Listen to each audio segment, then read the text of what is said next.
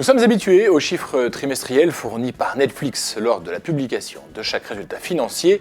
Depuis cette nuit, les passionnés de stats ont de nouvelles données avec lesquelles s'amuser. Comme elle l'avait annoncé, l'entreprise américaine publie dorénavant les chiffres de ses résultats et le nombre de ses abonnés par région. Le monde est désormais découpé en 4 parties.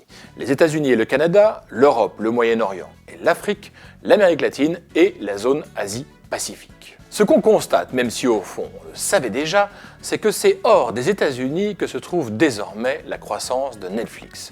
Et c'est d'ailleurs dans le but de rassurer les investisseurs et de leur montrer que l'entreprise est toujours en phase de conquête que les équipes de Reed Hastings ont décidé de publier ces résultats détaillés. On y voit plusieurs choses. Le recrutement de nouveaux abonnés ralentit certes aux États-Unis et au Canada, mais c'est toujours sur ces 2 marchés que les clients rapportent le plus encore. Aujourd'hui, $12,36 en moyenne chaque mois. C'est près de $2 de plus qu'un abonné de la zone Europe, Moyen-Orient et Afrique, et c'est surtout 30% de plus que ce que Netflix gagne sur chaque abonné d'Amérique du Sud. C'est dans la zone Asie-Pacifique que Netflix est en plein boom. Le nombre de ses utilisateurs payants a grimpé de 210% entre la fin du premier trimestre 2017 et le 30 septembre 2019.